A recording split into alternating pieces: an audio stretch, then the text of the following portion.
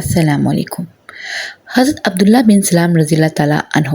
شب کا پچھلا پہر گزر چکا ہے، رات بھر فضا میں چاندنی بکھیرتا چاند بھی ستاروں کے جھرمٹ میں واپسی کے سفر پر گامزن ہے۔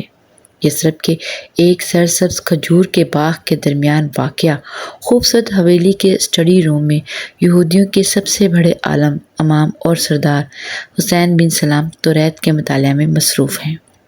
آج پھر ان کی سوچ کا محور توریت کا وہی حصہ ہے جہاں مکہ میں آخری نبی صلی اللہ علیہ وسلم کے ظہور کی بشارت تحریر ہے۔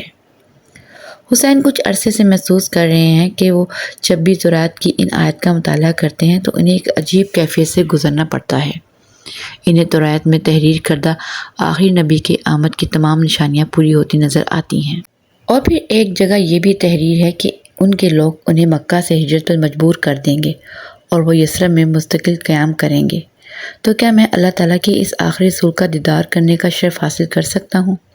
یہ سوال ایک شدید خواہش کے روپ میں ڈھل کر انہیں بے چین و بیقرار کر دیتا ہے۔ حسین بن سلام کا شمار یہودیوں کے سب سے بڑے عالم، امام اور سرداروں میں ہوتا تھا۔ یہی وجہ ہے کہ دور دور سے یہودی ان سے فیض یاب ہونے کے لیے آتے تھے۔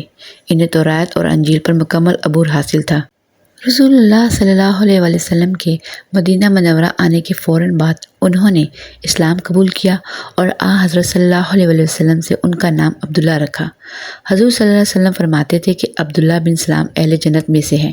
آپ کی علمی قابلیت کو مد نظر رکھتے ہوئے رسول اللہ صلی اللہ علیہ وسلم نے آپ کو کاتب وحی کے منصب پر فائز کیا۔ آپ کا نام عبداللہ، کنیت ابو یوسف اور لقب جر ہے۔ آپ یہودیوں کے قبیلے بنو قینقاع سے ایک فرد تھے جس کا سلسلہ حضرت یوسف علیہ السلام سے ملتا ہے۔ آپ کا سلسلہ نسبت یوں ہے: عبداللہ بن سلام بن حارث۔ یہ 1190 کی بات ہے کہ جب بنو خرج کے 6 افراد مکہ مکرمہ گئے اور رسول صلی اللہ علیہ وسلم کے ہاتھ پر اسلام قبول کر کے یثرب واپس آ گئے۔ حسین بن سلام کو اطلاع ملی تو انہوں نے اس افراد سے ملاقات کی اور رسول اللہ صلی اللہ علیہ وسلم کے بارے میں تفصیل معلوم کی۔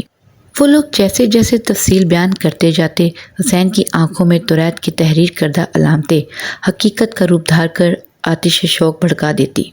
اب ایک علامت کی تصدیق اور باقی تھی اور وہ تھی یثرب کی طرف ہجرت۔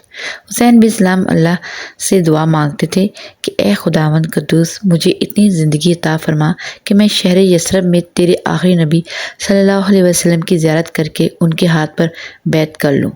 اب ان مسلمانوں سے ملاقات نے ان کی بے چینی اور بے قراری میں مزید اضافہ کر دیا۔ وہ زیارت رسول صلی اللہ علیہ وسلم کے لیے بےتاب رہنے لگے۔ حسین کہتے ہیں کہ ایک صبح میں اپنے باغ میں درختوں سے کھجوریں اتار رہا تھا۔ میری چچی خالدہ بن حارث بھی میرے ساتھ تھی۔ میں نے سنا کہ ایک شخص رسول صلی اللہ علیہ وسلم کی مدینہ منورہ آمد اور قباء میں قیام کا اعلان کرتا پھر رہا ہے۔ اس خبر سے میرے جسم میں بجلی سی دوڑ دی اور بے اختیار میرے منہ سے نکلا اللہ اکبر، اللہ اکبر۔ چچی نے سن کر مجھے برا بھلا کہا اور بولی، موسیٰ بن عمران علیہ السلام کی آمد کا سنتا تو یہ نعرہ لگاتا۔ میں نے انہیں سمجھایا، چچی خدا کی قسم یہ اللہ تعالیٰ کے آخری رسول ہیں جو موسیٰ بن عمران کے بھائی ہیں۔ چچی بولی، اچھا، جن کے بارے میں تم ہمیں توریت کی آیت پڑھ کر سناتے رہتے ہو؟ میں نے کہا، ہاں، یہ وہی ہیں۔ حسین کہتے ہیں کہ میں نے بوڑھی چچی کو گھر چھوڑا اور قباء کی جانب چل پڑا۔ جب وہاں پہنچا تو میں نے دیکھا کہ جانثاروں کا مجمع لگا ہوا ہے۔ میں کسی نہ کسی طرح اندر پہنچ گیا۔ میں نے سنا کہ اللہ کے رسول صلی اللہ علیہ وسلم فرما رہے ہیں، لوگو، اسلام کو پھیلاؤ، کھانا کھلاؤ، جب رات میں لوگ محو خواب ہوں تو عبادت کرو اور اللہ کی جنت میں سلامتی سے داخل ہو جاؤ۔ حسین کہتے ہیں کہ جب میں نے اللہ کے رسول کے چہرے انوار کی جانب دیکھا، ایمان کی روشنی سے منور چہرہ، محو خورشید سے زیادہ چمکتی پیشانی، نور الہی سے روشن، خوبصورت بڑی آنکھیں جنہیں دیکھ لیں اسے اپنا گرویدہ بنا لیں، دندان مبارک جیسے سفید شفاف موتی، شب تاریخ میں جو ستاروں سے زیادہ چمکتے، میانہ قد، سرخ و سفید رنگت، بات کریں تو لبوں سے پھول جھڑے، مسکرائیں تو فضا میں نغمگی بکھیر جائے، جہاں موجود ہوں وہ مقام مشک و عنبر سے مہک جائے، تو میں نے جان لیا کہ یہی اللہ کے آخری اور سچے نبی ہیں۔ بخاری شریف میں ہے کہ آپ رضی اللہ تعالیٰ عنہ نے خدمت نبوی میں حاضر ہو کر عرض کیا، یا رسول اللہ صلی اللہ علیہ وسلم، میں 3 باتیں دریافت کرنا چاہتا ہوں۔ علامت قیامت میں سب سے پہلے علامت کون سی ہے؟ اہل جنت کو پہلی چیز کھانے کو کیا ملے گی؟ کیا وجہ ہے کہ بچہ کبھی تو ماں کی شکل پر ہوتا ہے اور کبھی باپ کی شکل پر؟ سرکار دو عالم صلی اللہ علیہ وسلم نے تینوں سوالوں کے جواب اس طرح دیے۔ قیامت کی پہلی نشانی ایک آگ ہوگی جو لوگوں کو مشرق سے مغرب کی جانب ہنکا لے جائے گی۔ اہل جنت کی پہلی خوراک مچھلی کی کلیجی پر جو ٹکڑا ٹکا رہتا ہے وہ ہوگا۔ ماں کی مادہ تولید غالب ہو تو بچہ ماں کی شکل پر، اور اگر باپ کا غالب ہو تو باپ کی شکل پر۔ حضرت عبداللہ بن سلام فوری طور پر مشرب اسلام ہو گئے۔ حضرت صلی اللہ علیہ وسلم نے آپ کا نام حسین سے تبدیل کر کے عبداللہ رکھا۔ وہ گھر تشریف لائے اور تمام اہل خانہ کو اسلام کی دعوت دی، جس پر سب نے اسلام قبول کر لیا۔ ان میں آپ کی چچی حضرت خالدہ رضی اللہ تعالیٰ عنہ بھی شامل تھیں، لیکن آپ رضی اللہ تعالیٰ عنہ نے گھر والوں کو ہدایت کی کہ وہ فی الحال چند دنوں کے لیے اپنے مسلمان ہونے کا ظاہر نہ کریں۔ حضرت عبداللہ بن سلام نے رسول صلی اللہ علیہ وسلم سے عرض کیا، یا رسول اللہ، سب یہودی جانتے ہیں کہ میں ان کا سردار اور ان کے سردار کا بیٹا ہوں، ان سب سے زیادہ عالم ہوں اور ان سب سے زیادہ علم رکھنے والا کا بیٹا ہوں۔ آپ صلی اللہ علیہ وسلم نے ان سے میرا حال تو دریافت فرمائیے۔ رسول اللہ صلی اللہ علیہ وسلم نے یہودیوں کو بلوا لیا۔ یہودی آئے تو حضرت عبداللہ بن سلام گھر کے اندر چھپ گئے۔ رسول اللہ صلی اللہ علیہ وسلم نے یہودیوں کو اسلام کی دعوت دی، مگر انہوں نے قبول کرنے سے انکار کیا۔ پھر رسول اللہ صلی اللہ علیہ وسلم نے ان سے پوچھا، اچھا یہ بتاؤ کہ حسین بن سلام تم لوگوں میں کیسا آدمی ہے؟ انہوں نے کہا، وہ ہمارا سردار ہے، ہمارے سردار کا بیٹا ہے، ہم سب سے زیادہ عالم اور ہم سب سے زیادہ عالم کا بیٹا ہے، وہ ہم سب سے بہتر اور ہم سب سے بہترین آدمی کا بیٹا ہے۔ رسول اللہ صلی اللہ علیہ وسلم نے فرمایا، اگر وہ مسلمان ہو جائے۔ یہودی کہنے لگے، وہ ہرگز مسلمان نہیں ہوگا۔ رسول اللہ نے فرمایا، اے ابن سلام، باہر آؤ۔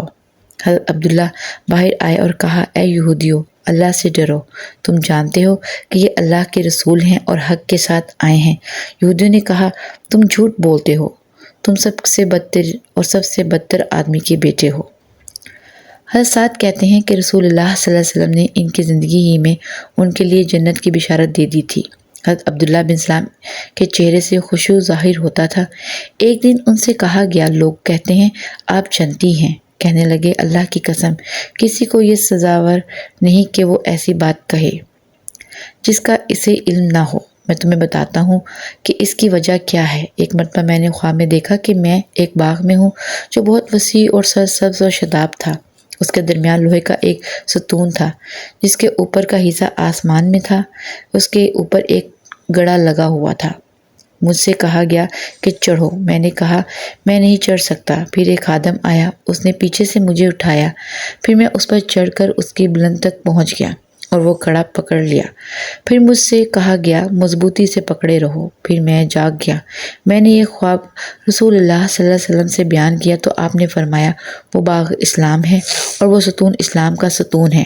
وہ کڑا مضبوط کڑا ہے، تم اسلام پر قائم رہو گے یہاں تک کہ تمہیں موت آئے۔ سید عثمان غنی کے گھر کا محاصرہ طول پکڑ گیا۔ باغیوں نے شہر مدینہ کے امن و امان کو تہس نہس کر دیا۔ حضرت علی مرتضیٰ اپنے سب کوششیں کر چکے۔ حضرت عثمان باغیوں سے جنگ پر آمادہ نہیں اور باغی انہیں شہید کیے بغیر واپس جانے پر راضی نہیں۔ اہل مدینہ خوف کے عالم میں اپنے گھروں میں بند ہیں۔ مدینہ کی گلی کوچوں میں برہنہ تلواریں لیے باغیوں کا راج ہے۔ جو حضرت عثمان کی حمایت میں بولے گا اس کا سر قلم کر دیا جائے گا۔ لیکن ان سب کے باوجود سید علی مرتضیٰ نے نور نظر سید فاطمہ زہرا کے لخت جگر، نبی کریم صلی اللہ علیہ وسلم کی آنکھوں کے تارے، حسنین کریمی حضرت عثمان کے گھر کے دروازے پر پہرے پر مامور ہیں۔ حضرت طلحہ اور حضرت زبیر کے فرزند ارجمند بھی پہرے داروں میں شامل ہیں۔ حضرت ابو ہریرہ بھی باغیوں کے سر کچلنے کو تیار ہیں، لیکن سید عثمان غنی کا سختی سے حکم ہے کہ ان کی خاطر نبی صلی اللہ علیہ وسلم کے شہر میں خون نہ بہایا جائے۔ بالآخر ایک دن عبداللہ بن سلام باغیوں کو مخاطب کرتے ہیں، اے لوگوں، مدینے والے میرے نام سے بہت اچھی طرح واقف ہیں۔ بے شک خدا کی غضب کی تلوار میان میں ہے اور فرشتے اس شہر کی مجاورت کرتے ہیں، بس تم اس شخص کے قتل میں اللہ سے ڈرو۔ اللہ کی قسم، اگر تم ان کو قتل کرو گے تو فرشتے تمہاری سائیگی سے چلے جائیں گے اور اللہ کی بند تلوار تم لوگوں پر کھینچ جائے گی، پھر قیامت تک میان میں نہ ہوگی۔ حضرت عبداللہ بن سلام کی اس پرجوش تقریر کا باغیوں پر کچھ اثر نہ ہوا اور انہوں نے حضرت عثمان کو شہید کر دیا۔ انہیں حضرت عثمان رضی اللہ عنہ کی شہادت کا بے حد دکھ ہوا اور فرمایا، آج عرب کی قوت کا خاتمہ ہو گیا۔ حضرت عبداللہ بن سلام نے غزوہ بدر اور احد میں شرکت کی یا نہیں، اس سلسلے میں سیرت نگاروں میں اختلاف پایا جاتا ہے، تاہم طبقات ابن سعید میں ان دونوں غزوات میں شریک ہونے کی تصدیق ملتی ہے، البتہ غزوہ خندق کے بعد ہونے والے غزوات میں وہ شریک رہے۔ اللہ تعالیٰ نے قرآن کریم میں بھی آپ کا ذکر فرمایا ہے۔